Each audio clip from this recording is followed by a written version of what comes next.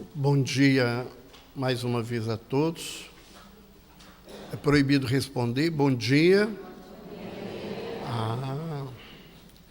Às vezes está proibido responder aqui. Não, ou não tomaram café, né? Como é que é? Pequeno almoço, né? Depois de tantos anos, eu já deveria estar falando português de Portugal bem. Para a gente é sempre uma imensa alegria estar nessa terra. E hoje a gente propôs trazer um tema que é um tema muito interessante, é um quadro psiquiátrico muito grave, e nós vamos fazer uma abordagem dos aspectos médicos e espíritas e vamos trazer para vocês 2 casos, são casos verídicos.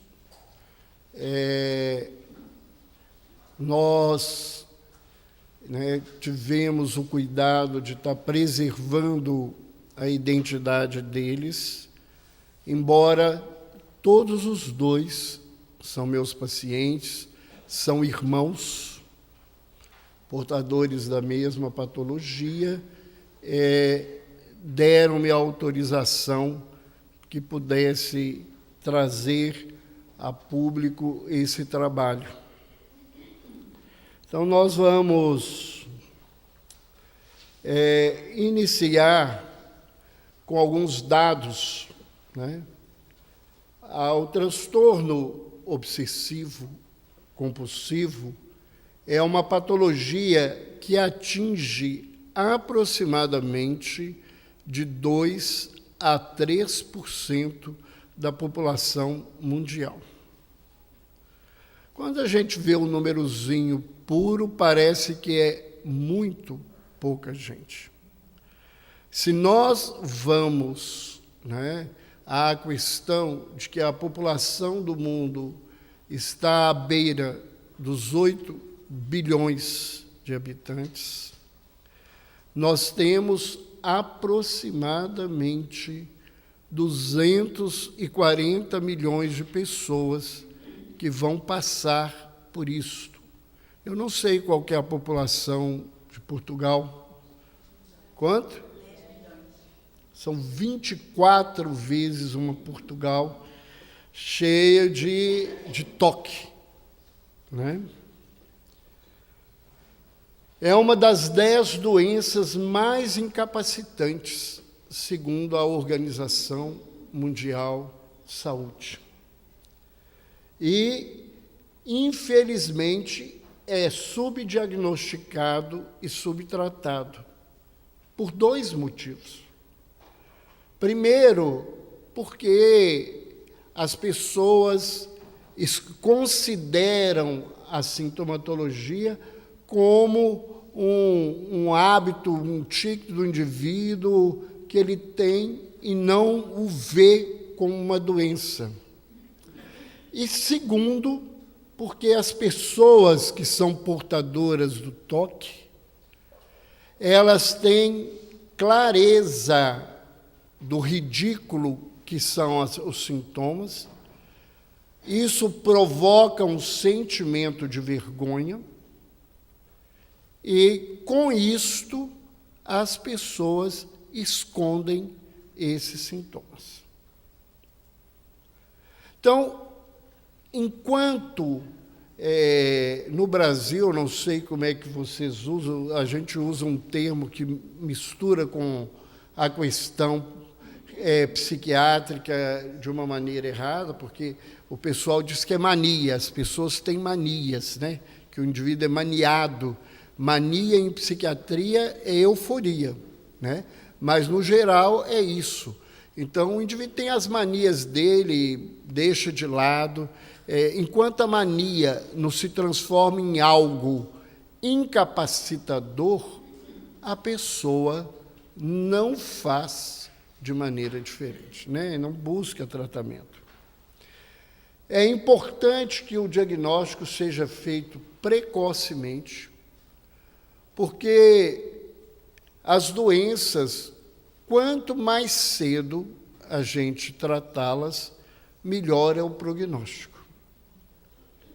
Exatamente o oposto do que essas pessoas fazem normalmente, que vão adiando para amanhã, ainda mais ir ao psiquiatra. No Brasil, as pessoas têm a ideia que a gente vai em psiquiatra porque a gente é louco, né? Porque se falar que é doido, eu digo que é doido, né? Toda vez que meu paciente me pergunta assim, eu sou doido? Eu falo, é. E eles ficam lá, porque doido é diferente de louco, né? A palavra doido no Brasil é uma corruptela de doído, né? Porque se dizia do melancólico, do triste no século XVII, que ele era doído d'alma. Então, de doído veio doido. E eu só trato de quem tem dor na alma. Então, todos os meus pacientes são doidos. Por sinal, não é isso. O diagnóstico está feito aqui. Todos vocês são doidos. Todos nós carregamos uma dor na alma, né? Mas nem todos são loucos.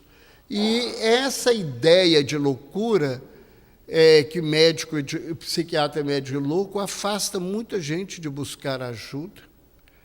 E a grande maioria dos clínicos não são preparados para lidar com esse tipo de adoecimento. Geralmente,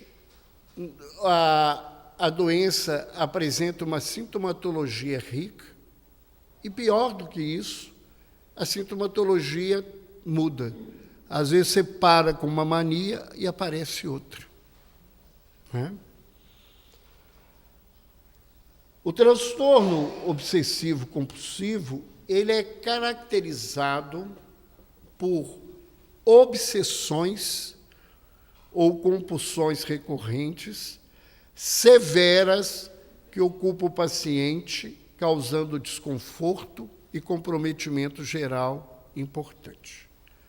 Quando a gente fala em obsessão dentro desse diagnóstico, nós estamos falando de alterações do pensamento. As obsessões são os pensamentos recorrentes que o paciente apresenta dentro dele. Então, tem pacientes que, para poder entrar ou sair do ambiente, ele tem que ter determinados tipos de pensamentos, e enquanto ele não consegue criar esse padrão que se repete na cabeça dele como uma obsessão, né, espiritual, ele não dá conta de sair daquele lugar ou entrar. E as compulsões são os rituais. Ritual de limpeza, ritual de ordem, ritual de contagem, vários rituais, como nós vamos ver na frente. Tem pessoas que têm compulsões, tem pessoas que têm obsessões, e tem outros pacientes que têm obsessões e compulsões durante a doença. O DCM-4, e agora nós já temos o DCM-5, né, que é o Manual Estatístico e Diagnóstico da Associação Americana de Psiquiatria, considera o transtorno obsessivo-compulsivo como um transtorno da ansiedade. Eu, particularmente, consigo compreender o que eles querem dizer. Mas o que eu vejo, muitas vezes, no meu consultório, no caminhar da gravidade do quadro, é uma situação de tal forma que isso raia aos campos da loucura.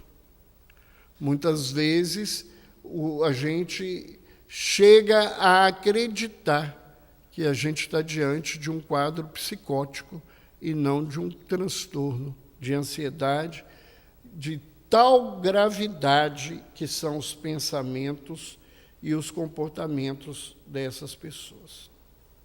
Então, as obsessões são os pensamentos, essas ideias, né, os impulsos, as imagens, as cenas que invadem a consciência, e isso não é da vontade da pessoa, ela não tem esse controle. Esse é o exercício, muitas vezes, que a terapia cognitiva, comportamental cognitiva, tenta oferecer para o paciente, né? E isso é uma coisa que repete, que é persistente e que quando se fala em estereotipada, ou seja, ela não tem sentido na vida da criatura. Nós temos ainda as compulsões, que são esses comportamentos repetitivos, atos mentais executados em resposta a uma obsessão, ou em virtude de regras que a pessoa constrói na cabeça e que ela não consegue ficar livre dessa situação. Ela tem que seguir. A doença, geralmente, ela surge na adolescência ou na vida adulta. Mas eu já vi casos de crianças que têm rituais desde pequeno. É importante lembrar a todos que nós vamos pegar uma sintomatologia e, no final, vocês não me procurem para dar receita no final, porque todo mundo fala assim, eu tenho isso. Às vezes, nós temos algum tipo desses sintomas dentro da nossa vida, do nosso dia a dia, de vez em quando isso acontece. Mas um sintoma em que a gente não se vê preso a ele ao tempo todo, não define o tipo de quadro. Mas tem muita gente aqui que tem rituais na vida. E que esses rituais, inclusive, são rituais que ajudam. O indivíduo, ele deixa sempre as roupas no mesmo lugar para a hora de sair, ele faz um mesmo caminho para não esquecer que ele tem que passar em tal lugar, fazer tal coisa. Se um dia ele precisa mudar, isso não incomoda, mas ele tem... Né? Você tem uma rotina no seu trabalho, né? Agora, se a sua rotina no trabalho não pode mudar, se o seu caminho de ida e volta ao serviço, se alguém te dá uma carona, aquilo te desestrutura o resto do dia, aí você tem que pensar o que você está vivendo na vida. Esse quadro, ele necessariamente ele não tem uma relação direta com o estresse da vida e nem tem uma relação direta com o evento específico da vida. Há, na verdade, algumas pessoas que apresentam uma correlação, foi a partir de tal coisa, mas isso não é o comum dentro do histórico que a gente tem. É uma doença que cresce lentamente na vida da criatura, ela tem um curso crônico, ela pode até melhorar um tempo, mas pode reaparecer em outro momento com outra sintomatologia, e se ela não for tratada, ela pode se expandir de tal forma na vida da criatura que a criatura não dá conta de fazer nada. Um desses pacientes que eu vou apresentar, às vezes, ele fica mais de 2 dias sem sair do quarto, porque ele não dá conta de vencer as obsessões para realizar as compulsões.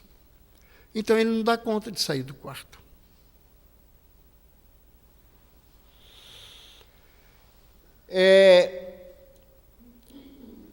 A doença, ela já foi relacionada em determinados momentos com quadros que necessariamente isso não se repete, mas já foi feito o trabalho, que ela aumentou muito depois de uma epidemia de encefalite que teve na década de 20 do século passado, que alguns eventos obstétricos anormais, né, que fórceps, alguns tipos de partos que demoram, que têm anóxia, poderia estar relacionado com o fato, com lesões no cérebro e com quadros de convulsão.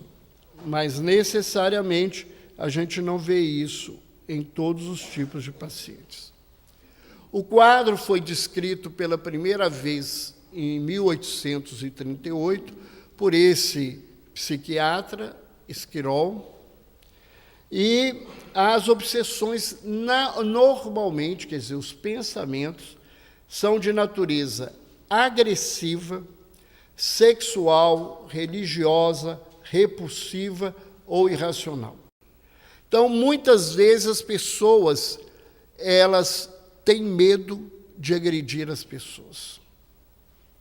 Então, elas têm medo, às vezes, de ficar perto de uma faca, de alguma coisa, que ela vem o pensamento que ela pode matar alguém com aquele instrumento. Pensamentos sexuais. E, às vezes, até com mais de um conteúdo.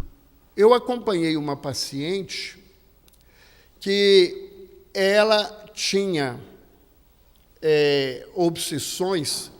Quando ela via imagens sacras, ela tinha pensamentos libidinosos em relação às imagens sacras.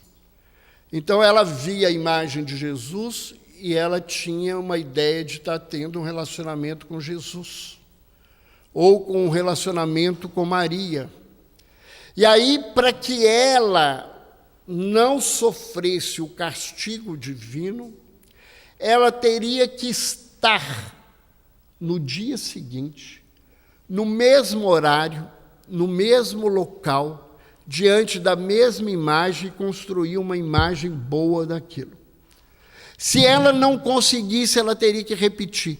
E ela veio a mim num quadro de completo desequilíbrio, porque no fim de uma viagem na Europa, ela entrou numa igreja e ela, diante de uma imagem do Cristo, ela começou com aqueles pensamentos. Só que ela teria que fazer isso no dia seguinte, e no dia seguinte ela estava dentro do avião, voltando para o Brasil. E ela começou a entrar, que ela ia ser castigada, que a família dela ia morrer, e o sofrimento, e chorava. Ela chegou em crise. Como é que ela ia sobreviver diante disso tudo?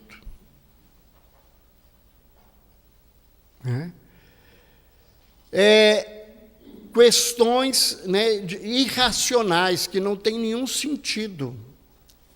Eu tenho uma paciente que ela tem o toque com transtorno fóbico, então ela tem pavor de doenças. E as doenças constroem rituais. Ela é uma pessoa extremamente culta, ela conhece as coisas, mas ela não tem racionalidade nenhuma. Então, ela teve uma época que ela tinha pavor da AIDS. Então, ela andava na rua e em todos os lugares, porque aí a gente fixa a coisa, ela via manchas que ela acreditava ser de sangue ou de esperma. Então, ela acreditava e ela via preservativo em todo lugar. Assim, e ela era uma pessoa muito pudica. Assim, a senhora deve frequentar o Meretrício de Belo Horizonte, porque eu nunca vi ver tanta camisinha nesse mundo quanto que a senhora vê. E aí, na ideia dela, da camisinha, o vírus da AIDS iria vindo, entrava, subia o sapato e entrava no corpo dela. E ela sabia racionalmente que isso não contaminava ninguém com a AIDS, mas na cabeça dela, ela tinha que chegar em casa, tirar o sapato, ela tinha que lavar as mãos, usar álcool, passar álcool no corpo inteiro para poder evitar que ela ia pegar AIDS. Quando ela começou a tratar comigo, o banho dela demorava, quando pouco tempo, 3 horas. Tinha dia que ela gastava 7 sabonetes, porque se o sabonete caía no chão, estava contaminado, não podia tocar. Alguém ia tirar depois, mas ela não tocava. Ela usava um sabonete para o rosto, um sabonete para o corpo, um sabonete para as partes íntimas e sabão de coco para lavar as pernas e os pés, porque era tudo contaminado na rua. Então, vocês imaginam o sofrimento de uma pessoa dessa. E era irracional, porque ela sabia que as coisas não passavam por aí. Uma professora com um nível de conhecimento até acima da média, que ela não conseguia viver. E essas imagens, elas interrompem toda a estrutura da vida do indivíduo. Ele fica preso naquele lugar, naquele sofrimento.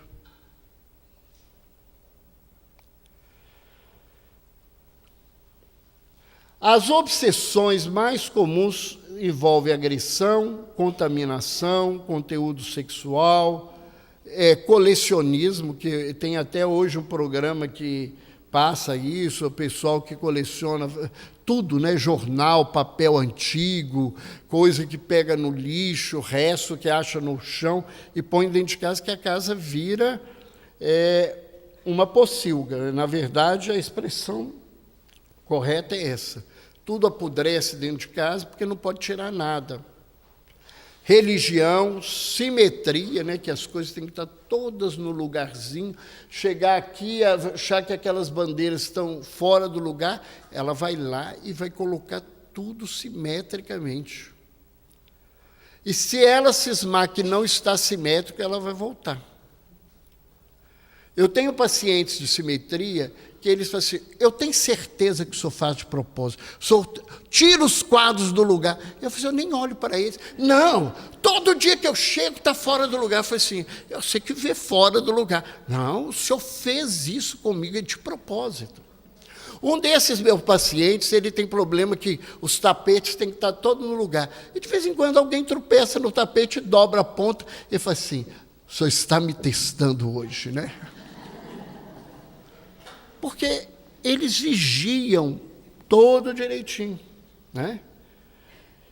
E tem as coisas somáticas, coisas com corpo, com números, Eu tinha um paciente que ele ficava dias sem sair na rua, porque todas as placas de número ele tinha que somar, tirar 9 fora do resultado, que eu não sei como é que ele fazia tudo isso, e se desse 4 e 7, ele tinha que arrumar não sei quantas placas, porque 4 era o número de quem ficava de 4, que ele tinha uma coisa que os outros iam achar que ele era homossexual. E 7 é o número do demônio. Na cabeça dele, 7 no Brasil não é o 6, é o 7, que é o número do azar do demônio, então não podia ficar aquilo. Então, aí ele tinha que fazer um castigo. Ele tinha que ir ao banheiro, tirar a roupa, pegar o órgão genital, segurar e contar. Contar um tempo, mas não podia acabar em 4, em 7, em múltiplo de 4, em múltiplo de 7. Porque senão ele tinha que vestir a roupa toda, tirar a roupa toda, fazer o mesmo ritual e contar de novo. E às vezes ele ficava 4, 5, 6 horas fazendo esse ritual. Sabia que era ridículo, ele chorava, mas ele não dava conta de parar com o ritual. Eu estou fazendo essa coisa para vocês verem que não é uma maniazinha como a gente tem mania, eu tenho mania de deixar minhas canetas aqui. Não, a coisa é mais complicada do que a gente faz. O ritual que eles fazem reduz o desconforto mental que eles vivem com essa situação. Ele é realizado de forma urgente e rígida, ele causa lentidão na vida do indivíduo e as compulsões mentais são muito comuns. Aquilo que fica muita gente faz esse tipo de conta, tipo de coisa na cabeça, repete palavras, só que elas não contam. porque elas acham que aquilo é ridículo e sofrem com isso sozinhas dentro delas, né? Os principais grupos são obsessões e verificação, simetria e ordenação, limpeza e higiene, né? Tem gente que não toca em nada, tem gente que não te dá a mão, porque você está contaminado, ou ele está contaminado e pode te contaminar, que é o contrário também. Eu tive uma paciente que ela era tão suja, tão imunda para ela era uma pessoa tão podre que ela não podia tocar em nada. Então, ela não fazia comida, ela não arrumava a casa, porque tudo que ela tocasse, se alguém tocasse, ia provocar doença nas pessoas dentro de casa. Não se sabe as causas do toque, né? É muito importante. Vocês vão ver várias teorias aí, e o pessoal levanta as teorias como se estivesse tudo pronto. A gente não sabe. Nenhuma das teorias explica tudo, coloca tudo. Tem vários fatores de ordem psicológica e biológica, e geralmente estão associados com as vias de transmissão serotoninérgica, com a serotonina, porque o principal tratamento são os antidepressivos, e os antidepressivos, o principal mecanismo que eles têm, né, são as vias serotoninérgicas. Então, essa é a associação que a gente tem, mas isso não é fechado, não é tranquilo. Como causa, a gente tem aí uma hiperativação do córtex frontal e do gânglio da base estriado e do tálamo, mas não é uma coisa específica, não é uma coisa que repetitivamente a gente conseguiu ainda fechar. Tem associações com as doenças neurológicas, com o traumatismo, com os acidentes vasculares cerebrais, né, os AVCs, mas são trabalhos que nem sempre estão associados. É 4 a 5 vezes mais comum em familiares que já têm a doença na família. Esses 2 irmãos que eu vou levantar, o pai tinha toque, a avó paterna tinha toque, a tia paterna tem toque, é uma família com um quadro muito associado. Às vezes tem tiques, né, que é esses tiques nervosos que as pessoas apresentam, ou há quadros associados com o transtorno de Tourette, que é uma doença em que tem movimentos descoordenados, com os gritos fora de propósito. Isto eu li na literatura, em 35 anos eu nunca vi nenhum desses quadros de pacientes meus muito graves associados com síndrome de La Tourette. Mas a literatura levanta essa situação. E há trabalhos que associam ao estreptococo beta-hemolítico A, quem teve esse tipo de infecção teria mais chance de ter alterações cerebrais e provocar essa situação.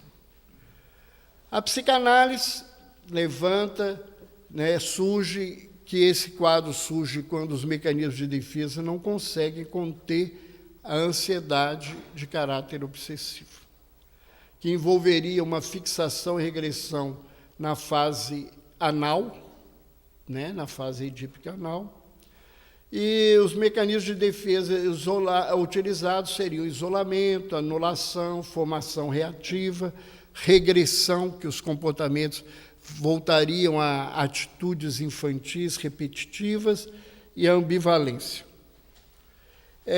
Muitas vezes a gente consegue ver isso nos pacientes, mas não é só essa situação. A terapia cognitiva comportamental levanta que isso seriam aprendizagens erradas e os rituais reduzem as obsessões, né? Eu acho que tudo que está na vida é um aprendizagem errado. A gente está precisando reaprender. Acho que a terapia cognitiva tem um resultado muito interessante nesse trabalho. Mas eu, particularmente, tenho um grande problema com a terapia cognitiva comportamental. Que eu falo que ela não te melhora internamente, ela te adestra, É igual pegar um bichinho e treinar um bichinho a mudar de comportamento. A gente não está precisando mudar de comportamento, a gente está precisando mudar intimamente de postura na vida, que seria fruto das crenças distorcidas da realidade, que eles acreditam que foram aprendidos e que precisam ser desaprendidos. A abordagem espiritual que nós vamos trazer são informações que os amigos espirituais nos deram. O grupo de estudo de espiritismo e psiquiatria, provavelmente aqui tem gente a primeira vez, é um grupo que a gente participa, que foi criado em 1979, então ele está fazendo quase 40 anos de existência, e esse grupo trabalha com pacientes psiquiátricos numa terapia que a gente chama biopsíquico sócio-espiritual. É um trabalho que geralmente dura 1 ano, semanalmente, é um tratamento gratuito para esses pacientes, é um grupo fechado de pacientes, porque a espiritualidade orienta e participa ativamente do trabalho, não com o paciente, mas orientando os terapeutas. E eles, então, nós tivemos um grupo de pacientes com portadores de toque, e eles nos trouxeram que o toque, antes de nada, mais nada, é um quadro auto-obsessivo. É uma obsessão do próprio espírito, que é fruto de um sentimento de culpa intenso, que a criatura traz de outra vida, repetindo comportamentos dele primários, regredidos, está intimamente ligado ao perfeccionismo, ao sentimento de vaidade. A pessoa, ela quer ser perfeita, ela não pode ter erros, ela tem que estar tudo certinho. Isso é uma característica muito marcante do paciente. E os rituais, a compulsão, seria a autopunição do próprio indivíduo por se sentir imperfeito e incapaz de estar no lugar onde ele devia ter. Que existem quadros hetero-obsessivos, obsessão por outros espíritos, que eles introduzem ideias invasivas por hipnose. Eu fico vendo esses rituais, não tem nada melhor que para espírito zombeteiro o indivíduo fazendo ritual. Porque ele vai enchendo a cabeça dele. Eu acompanhei um caso de um rapaz que ele tinha rituais para andar. Então ele dava 3 passos para frente, 1 passo para o lado direito, 2 passos para o lado esquerdo e 1 passo para trás. 3 passos para frente, para cá, para cá, para cá. Um dia, ele desceu do ônibus, que ficava a menos de 25 metros da porta da casa dele, por volta das 7 horas da noite. Ele conseguiu entrar na casa dele às 2 horas da manhã. Por quê? Ele contava que na cabeça dele ele ia fazer, de repente falou assim, está errado. Aí ele tinha que voltar no ponto do ônibus e começar tudo de novo. Eu falo que para espírito zombeteiro não tem festa melhor, vira assim, errou de novo. Aí o indivíduo volta. Olha o passo errado, você só contou 1. Aí vai fazendo um inferno na vida dessa criatura. Muitas vezes são aparelhagens perispirituais de hipnose, que eles... Hoje a gente sabe disso, hoje nós estamos fazendo cirurgias, colocando eletrodos para melhorar a depressão. Por que os espíritos não podem colocar esse tipo de coisa espiritualmente em nós? E por vingança. Muitas vezes o espírito está ali cobrando. Nós tínhamos uma paciente que ela tinha rituais de limpeza e ela se achava suja o tempo todo. E num desses tratamentos, um espírito veio e falou assim: ela tem que se sentir uma porca a vida inteira. Ela tem que pagar o que eu passei. E ele conta que ele foi escravo dela. E ao desrespeitar e tentar fugir, ela descobriu, mandou açoitá-lo e deixá-lo em sangue, amarrou e colocou debaixo da senzala, onde passava a água podre que saía dos restos de todos os escravos, aonde vivia cheio de barata, rato, aqueles bichos todos, e ele morreu naquele lugar.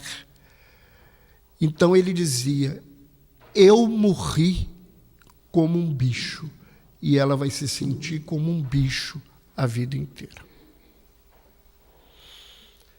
E podem, ser um misto de espírito zombeteiro com espírito vingador, fazendo todo esse processo. Então, na realidade, a nossa doença é a desobediência da lei divina, que nos provoca culpa, a gente não aceita o erro, a vaidade, o remorso se transforma nesses pensamentos obsessivos. A utilização da fé humana primária, a gente cria esses rituais ridículos, porque a gente vive de rituais. A religiosidade nossa, a gente fala hoje de espiritismo, mas nós somos ainda cheios de rituais, porque nós conhecemos a doutrina espírita há pouco tempo. Então, nós temos rituais que a gente, sem desrespeito a ninguém, mas você fazer o sinal da cruz, o que significa isso para a salvação nossa? Mas as pessoas acreditam em vários rituais se faz, tem várias pessoas que não passam debaixo da escada, que dá 3 toques se fizer uma coisa, se fizer outra. Esses rituais são repetidos na caminhada. Eu não estou vendo aí, graças a Deus. Não precisa, pode falar tempo, eu finjo que eu não enxerguei. Senão eu não vou apresentar os casos, eu vou caminhar. As terapias, elas são remédios, que eu acho que não vale a pena dizer, existem as psicocirurgias e os tratamentos psicológicos, sendo a terapia cognitiva comportamental a mais indicada do ponto de vista da psiquiatria clássica. Então, o tratamento espiritual, eu falo mais tarde, quando for falar de obsessão. Eu vou trazer os casos rapidamente, porque eu acho que são casos técnicos, algumas coisas são só passadas. O primeiro caso, é o caso G, ele é masculino, tem 34 anos, solteiro, é estudante de engenharia ambiental, formado em administração. É o primeiro filho de uma prole de 3, era tímido, mas entre os amigos tornou-se um líder no futebol. Foi criado com mimos, teve problemas sérios na família materna e paterna, que refletiram muito na vida dele. A avó paterna era portadora de toque, a tia é doente mental, o pai também tinha toque, o pai já faleceu agora há pouco tempo. Transtorno de personalidade na família materna é grave, ele tem um irmão epilético, e esse irmão epilético é esquizofrênico, e o caçula tem toque. Começou aos 10 anos, quando eles moravam nos Estados Unidos, com ideias obsessivas e rituais, e ele iniciou o tratamento aos 14 anos, sem um diagnóstico preciso. Ele tem história de drogadição, de alcoolismo, de tabagismo importante. Na história dele com droga, ele foi 2 vezes preso. Ele acredita que a maconha ajuda ele a sair dessa situação. A gente só vê isso piorando. Atualmente, ele bebe pouco, esporadicamente. Ele teve um problema sério que agravou o quadro dele de culpa. A namorada abortou aos 18 anos, sem ele ter ideia que ela ia fazer esse aborto. e isso construiu uma culpa muito grande, que ele deveria ter evitado isso, não por crença religiosa, por postura pessoal dele. Ele não é uma pessoa religiosa. E teve o diagnóstico definitivo aos 19 anos, quando ele chegou para tratar com a gente. Ele se tratou, melhorou com 2 anos e suspendeu o tratamento. Depois ele retornou e faz terapia, usa medicamento. O quadro dele ainda é muito grave, ele usa doses elevadíssimas de remédio, ele tem muitos efeitos colaterais e, assim mesmo, ele não consegue controlar toda a sintomatologia dele. Ele faz exercícios físicos obsessivamente, é como se fosse também um toque. Ele tem compulsão alimentar noturna, ele tem vários efeitos colaterais do remédio, e numa escala de avaliação, quando ele começou o tratamento, ele teve uma redução de 25% da escala dele em relação a hoje. Ou seja, se o quadro dele era 100, hoje é 75. E essa é uma escala que a gente tem.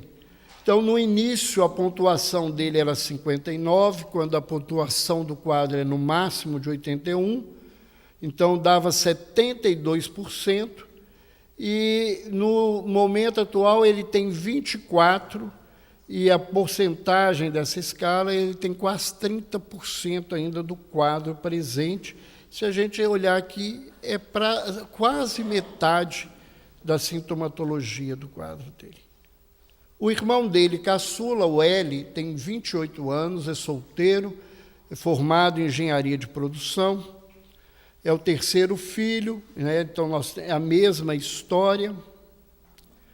E ele teve início aos 12 anos o quadro, mas anteriormente nos Estados Unidos ele acha e dizia que ele já tinha ideias obsessivas, e eles começaram rituais, até que com 18 anos isso ficou insuportável. Ele já tinha iniciado terapia aos 16 anos, sem um diagnóstico, e ele começou a se tratar com a gente com os 18 anos de idade. O que aconteceu com ele, né, que é muito interessante.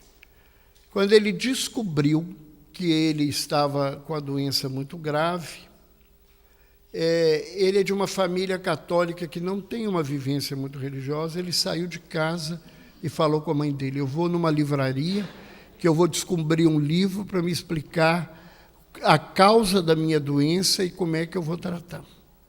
Ele saiu. E aí, quando ele chegou em casa, ele disse: mãe, eu descobri um livro e descobri, né, a causa e o tratamento. Ela falou assim: que bom, filho, como é que chama o livro? Ele pegou e falou assim: esse aqui, era o Livro dos Espíritos.